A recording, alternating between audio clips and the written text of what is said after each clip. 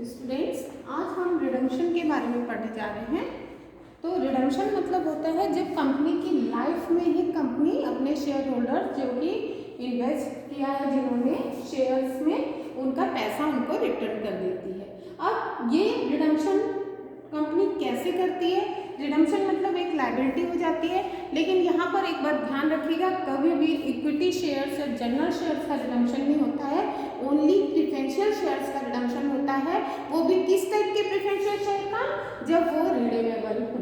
तो यहाँ पर देखिए हम उसके लिए जर्नल एंट्री कैसे पास करेंगे, ये पढ़ने के लिए मैंने एक छोटा सा क्वेश्चन लिखा है। एक limited redeems it's 10% redeemable preferential share of ₹100 each. तो एक शेयर कितना? पर शेयर 100 रुपीज का है और नंबर ऑफ शेयर है 10,000। तो और वो कहाँ से लेगा? Out of statement of profit and loss. तो statement of profit and loss से, यानी कि रिडम्पशन की जो रिस्पॉन्सिबिलिटी हो रही है, लायबिलिटी बन रही है कंपनी की, वो रिडम्पशन की लायबिलिटी वो कहाँ से फुलफिल करेगी? Statement of profit and loss से। तो यहाँ पर पहले हम वो लायबिलिटी देखेंगे। रिडम्पशन लायबिलिटी कितनी होगी?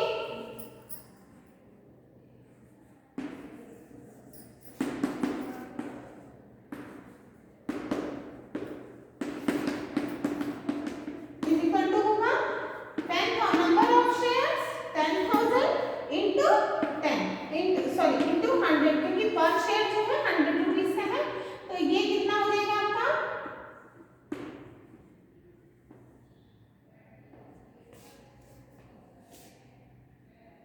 10 लाख रुपए। ठीक है, तो ₹10 lakhs एट ए टाइम जब कंपनी रिडम्पशन करेगी तो उसके ऊपर कितने की लायबिलिटी है? 10 lakhs रुपीज की। 10 लाख रुपए कंपनी को जुटाने हैं और उसने उसके जो बोर्ड ऑफ डायरेक्टर्स या जो भी होंगे उन्होंने डिसाइड किया कि वो कहाँ से देंगे? प्रॉफिट एंड लॉस स्टेटमेंट से इसको फुलफिल करेंगे। अब यहाँ पर इस क्वेश्चन में दिया है condition if the shares are redeemed at par, मतलब रिडम्पशन भी पार पर हो सकता है या प्रीमियम पर हो सकता है। तो इस क्वेश्चन में रिडम्पशन एट पार मतलब 1 शेयर 100 रुपीज का है तो 100 रुपीज ही कंपनी रिटर्न करेगी। एक और चीज यहाँ ध्यान रखिएगा, कभी भी अगर रिडम्पशन के क्वेश्चन में जो preferential redeemable preferential share holders हैं या शेयर्स हैं वो फुल्ली पेड होनी चाहिए। अगर वो फुल्ली पेड नहीं है तो ऐसे शेयर्स का रिडम्पशन नहीं होता है। तो यहाँ पर जब हम इसके लिए रिडम्पशन के लिए जनरल एंट्री पास करेंगे, हमने लायबिलिटी निकाल ली, टोटल 10 लाख रुपीस है, तो जनरल एंट्री पास करेंगे। तो सबसे पहले हम यहाँ पर डेट डालते हैं, क्योंकि इस क्वेश्चन में डेट नहीं है तो छोड़ देते हैं। यहाँ पर कहाँ से पैसा आ रहा है? Statement of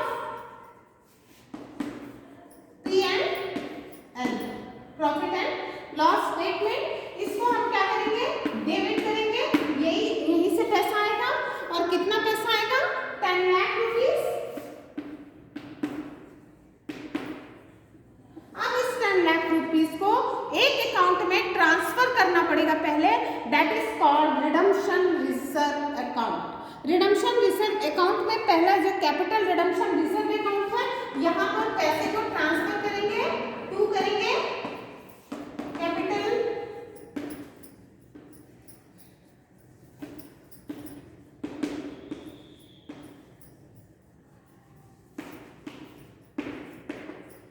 capital redemption reserve account और ये हो जाएगा 10 लाख रुपीस आप यहाँ पर ट्रांसफर कर रहे हैं। कहाँ से? प्रॉफिट एंड लॉस स्टेटमेंट से। पैसा कहाँ पे जा रहा है? कैपिटल रिडम्पशन रिजर्व अकाउंट में।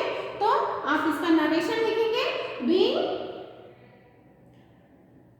Redemption amount transferred in capital redemption reserve account. Okay, ये समझ में आ गया होगा। एट पार यहाँ पे वैल्यूएशन जो रिडम्पशन किया जा रहा है, हमने रिडम्पशन लायबिलिटी निकाली। अब उसके बाद में रिडम्पशन कहाँ से आ रहा है पैसा? क्वेश्चन में क्लियर कर दिया हुआ है कि प्रॉफिट एंड लॉस से लेना है, तो हमने यहाँ पे प्रॉफिट एंड लॉस स्टेटमेंट को डेबिट कर दिया and capital redemption reserve account को क्रेडिट कर दिया। अब इसके बाद में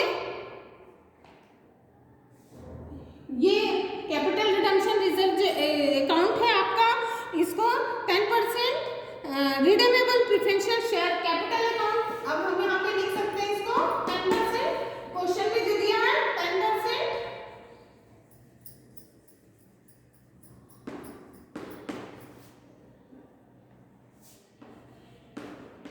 प्रेफरेंशियल शेयर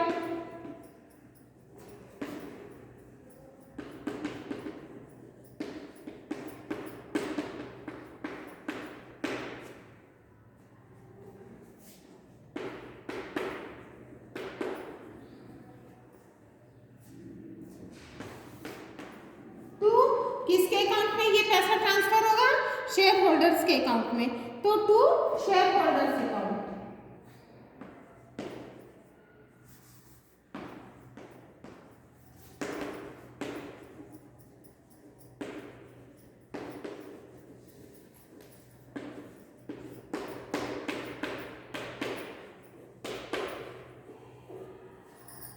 ठीक है, तो 10% रिडेमेबल प्रेफरेंशियल शेयर कैपिटल था कितने का? 10 लाख का।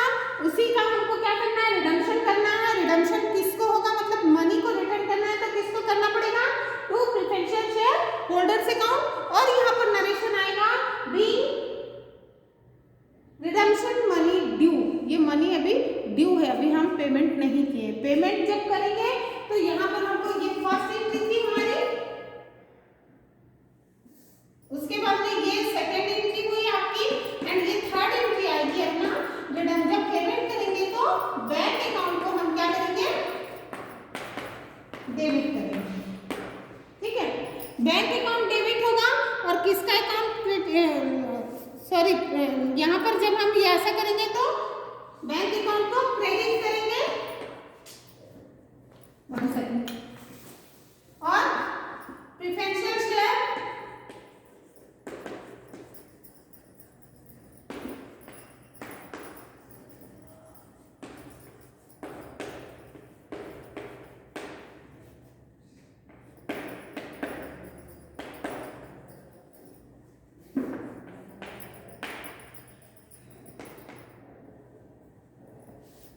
बैंक अकाउंट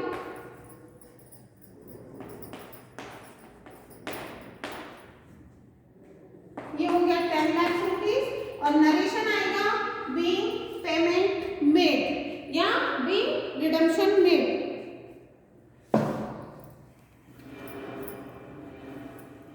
या be redemption of preferential share capital. Okay, तो ये 3 स्टेप था। एट पार यदि हम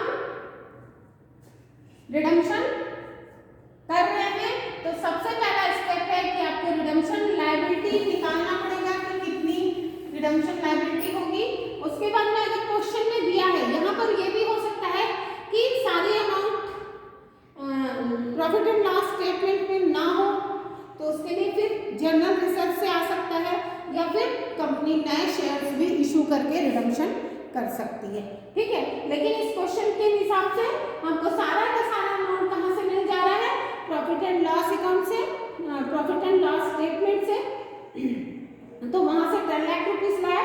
सबसे पहली एंट्री जो होगी प्रॉफिट एंड लॉस स्टेटमेंट से ट्रांसफर करेंगे कहाँ पे? कैपिटल रिडम्पशन रिजर्व अकाउंट में। ये वो अकाउंट है जहाँ पे वो मनी ट्रांसफर की जाती है, जितनी लायबिलिटी होती है वो अमाउंट यहाँ पर इकट्ठी की जाती है। ठीक है, अगर वेरियस स्टेप्स में हम मंगाते हैं तो जैसे ये एंट्री किया है, अगर मान लीजिए कि यहाँ इस क्वेश्चन में ऐसा दिया होता कि statement of profit and loss से 8 लाख है, बाकी का 2 लाख आपको जनरल रिजर्व से लाना है, तो आप यहाँ पर क्या करते हैं? Statement of profit and loss debit 8 lakh, then general reserve debit 2 lakh, then to capital redemption reserve account. यानी कि ये वो अकाउंट है जहाँ पे सारी मनी इकट्ठी की जाती है, जिसका रिडम्पशन करना है वो पूरा, जितना रिडम्पशन करना है वो पूरी मनी जब इकट्ठी हो जाती है तो फिर जो नेक्स्ट एंट्री होती है 10% redeemable preferential share capital account. Capital account को ही आपको रिडम्पशन करना है 10 lakh and to preferential share holders account. यहाँ पे मनी ड्यू है अभी तक, और जब ये शेयर होल्डर्स को पे करेंगे तो शेयर होल्डर्स अकाउंट डेबिट होगा 10 लाख से, एंड बैंक को क्रेडिट करेंगे और नरेशन लिखेंगे बीइंग पेमेंट मेड। तो इस तरह से इस क्वेश्चन में एट पार जो रिडम्पशन हुआ वो मैंने आपको बताया। देखते हैं दूसरा क्वेश्चन। अगर मान लीजिए कि रिडम्पशन जो है वो एट प्रीमियम हो रहा है, तब क्या करेंगे? रिडम्पशन एट प्रीमियम हो रहा है तो फिर हम क्या करेंगे? ये क्वेश्चन को थोड़ा सा चेंज करते हैं। If the shares are redeemed at par and यहाँ पर हो जाएगा at premium.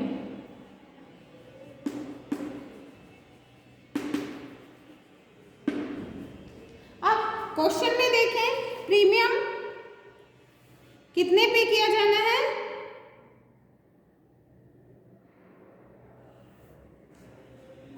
10% premium, redeemed eight 10% premium, ऐसा दिया हुआ है क्वेश्चन में। तो ऐसे समय हम यहाँ पर रिडम्पशन की लायबिलिटी निकालेंगे। तो जो सेम क्वेश्चन है 10,000 शेयर्स है 100 रुपीज वाले, यानी कि यहाँ पे जो लायबिलिटी हुई 10,000 इंटू 100 यानी 10 लाख, ये तो सेम रहेगा। लेकिन ये जो इसका है रिडम्पशन और प्रीमियम है ना, तो इसके लिए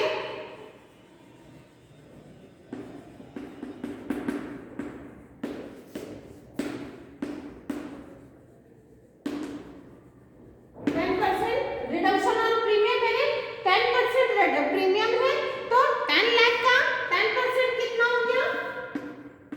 10 लाख का 10% 1 लाख रुपीस होगा, है ना। तो यहाँ पर लिख देते हैं 1 लाख रुपीस और टोटल लायबिलिटी इस कंडीशन में क्या हो जाएगी? 11 लाख। ठीक है, देखिए क्वेश्चन में थोड़ा सा चेंज है। यहाँ पे पहले पार था तो 10 लाख रुपीस ही रिस्पॉन्सिबिलिटी हुई थी उस समय उस कंपनी को। एक एट ए टाइम उसकी जो लायबिलिटी थी पेमेंट करने की वो कितनी थी? 10 लाख रुपीस। लेकिन यहाँ पर प्रीमियम में पेमेंट हो रहा है, प्रीमियम पर रिडम्पशन हो रहा है, तो प्रीमियम अमाउंट हम निकालेंगे। 10 लाख रुपीस का प्रीमियम अमाउंट जो है वो कितना है? 1 लाख रुपीस आया। तो इस तरह से टोटल लायबिलिटी जो रिडम्पशन लायबिलिटी होगी टोटल वो कितनी हो गई? 11 लाख, है ना, 11 लाख। अब सेम क्वेश्चन यहाँ पर बिल्कुल वही रहेगा। सारा अमाउंट कहाँ से आ रहा है? प्रॉफिट एंड लॉस स्टेटमेंट से। तो statement of profit and loss debit करेंगे और यहाँ पर बस ये अमाउंट चेंज हो जाएगी। विद प्रीमियम हमको करना है तो यहाँ पर प्रीमियम के कारण लायबिलिटी 1 लाख रुपीस से बढ़ जाती है, यानी टोटल यहाँ पर आ जाएगा 11 लाख रुपीस। ओके, अब उसके बाद में ये 11 लाख रुपीस कहाँ पे ट्रांसफर होंगे? कैपिटल रिडम्पशन रिजर्व अकाउंट में, और यहाँ भी आ जाएगा 11 लाख रुपीस। और इसका नरेशन क्या होगा? बीइंग, क्या लिखेंगे narration? Being transfer of money, redemption money with premium in capital redemption reserve account. यानी कि ये जो 11 लाख रुपीस है उसमें 1 लाख रुपीस प्रीमियम के हैं और इसका हम ट्रांसफर कर रहे हैं। ठीक है, उसके बाद में फिर 10% redeemable preferential share capital account होगा एंड प्रीमियम ऑन रिडम्पशन यहाँ पर एक आ जाएगा